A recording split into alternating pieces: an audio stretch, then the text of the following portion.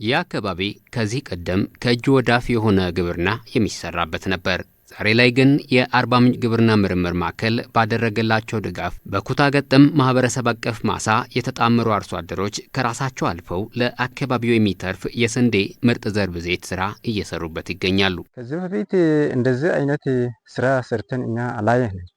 በጣም ከዘራም በኋላ ይጠፋል። ምንም ጥቅም ውስጥ አይዋልም። አሁን መንግስት እኮ ከክልል ተነስቶ ከዞን ተነስቶ ከወረዳ ተነስቶ አብሮ ተባብሮ እኛን አስተባብሮ ይሄ ስራ ላይ አደረሰ። ይሄ ምርት እኮ በወቅቱ ሰጥቷል።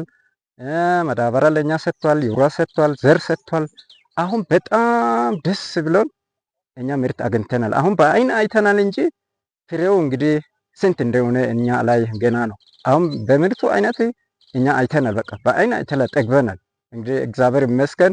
አሳይኑና ስንዴ ኤታፔ ግዲስ ዳፔ ኤታፔ ስንዴ ሆነ ዳፕና ዩሪያ ሁሉም ከነሱ ነው የተሰጠን።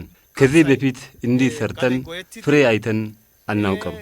ልክ እንደዚህ ክትትል የሚደረግ ከሆነ እኛ ከፈጣሪ ጋር ጥሩ ለውጥ እናመጣለን ብለን እናስባለን። ለስኩበኛ እኮ ጾስግ እኮ ኑኒ ካጠቀመቲዲ አሳኪያና የደቡብ ኢትዮጵያ ክልል ግብርና ምርምር ኢንስቲትዩት ከክልሉ ግብርና ቢሮ እርሻ ዘርፍ ጋር በቅንጅት በ4 ዞኖችና 7 የምግብ ስርዓት ማጠናከሪያ ፕሮግራም ወረዳዎች በዋናነት የግብርና ቴክኖሎጂ ሽግግርን እየሰራ ይገኛል ያሉት የኢንስቲትዩቱ ዋና ዳይሬክተር ዶክተር አብዮት መብራቴ ናቸው። እንደ ሀገር የምግብ ዋስትናን ለማረጋገጥ የግብርና ቴክኖሎጂዎችን በማፍለቅ በማላመድና በማስተዋወቅ በተለይም በክልሉ የቴክኖሎጂ ተደራሽነት ችግር ላለባቸው አካባቢዎች የመነሻ ቴክኖሎጂዎችን የማባዛት ስራ የአርሶ አደሩን የምርጥ ዘር ፍላጎት የሚያሟላና የህብረተሰቡን ኑሮ የሚያሻሽል ችግር ፈቺ የምርምር ስራን ተቋሙ በተጠናከረ ሁኔታ እየሰራ መሆኑን ዋና ዳይሬክተሩ አብራርተዋል። የነሱ በዚህ በረካ መንገድ ሲናገሩ የኛ ስራችን ከዚህ ውጪ ደስታ የለም። በዋናነት ግን አሁን ማሳ ውስጥ ያለው እና የተወሰኑ አርሶ አደሮች እርካታ አይደለም የኛ እርካታችን። አብዛኛው አርሶ አደሮች በዛ አይነት ሁኔታ በዛ አይነት ደረጃ ተጠቃሚ ሲሆኑ እና ይሄ ምርጥ ዘር ለብዙዎች ደርሶ ብዙዎቹ ደግሞ በዚህ ደረጃ ሲደርሱና አገሪቱ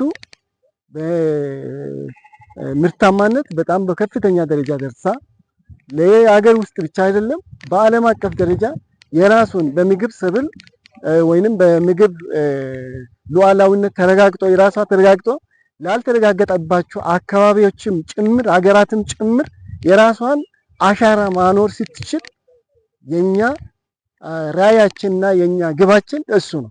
እኛ አሁን ውስጥ ባለው በራሳችን ማሳ እያመረትን በአካባቢው በተለይ በማጓጓዝ የሚቸገሩ በጣም ሁሉ ጊዜ ስቃይ የሚያዩትን በተለይ ከቴክኖሎጂ ጋር ተደራሽ ያልሆኑ ወጣ ያሉ አካባቢዎች በደንብ ቴክኖሎጂ ያልተዳረሰባቸው አካባቢዎች ለውጥ በሚያመጣ መልኩ በአርባ ምንጭ ምርምር ጋር እየተሰራ ያለበት ሁኔታ አለና ቅድም በሙዚየም ሲመሰክሩ ነበር። ምርምሩ አምጥቶ ደግፎ ከአርባ ምንጭ ጋር አሁን ባለው ደረጃ ተወዳዳሪ ወደ መሆን ደረጃ ደርሰናል የሚል ነገር ሲያነሱ ነበርና ይሄ ማለት ለኛ ትልቅ ለውጥ ነውና በዚሁ ልክ አጠናክረን ከቀጠልን ዘር ምንጭ ሌላ ጋር መሄድ ሳይሆን እንደ ደቡብ ኢትዮጵያ እኛ ጋር ዘር ምንጭ ሆነን እኛ ጋር እያባዛን እነሱን እያበቃን ሰው ራሱ የሚያባዛውን በቂ እውቀትና በቂ ክህሎት በመያዝ በቀጣይ የዘር አባሽ ሆኖ ለሌሎችም የዘር ምንጭ እንዲሆን የምናደርጋለን የሚል ሀሳብ ነው ያለኝ። የአርባ ምንጭ ግብርና ምርምር ማዕከል በተለይም በጎፋና ባስኬቶ ዞኖች በኩታ ገጠም ማህበረሰብ አቀፍ ማሳ ዋኔ የተሰኘ የተመሰከረለት ስንዴ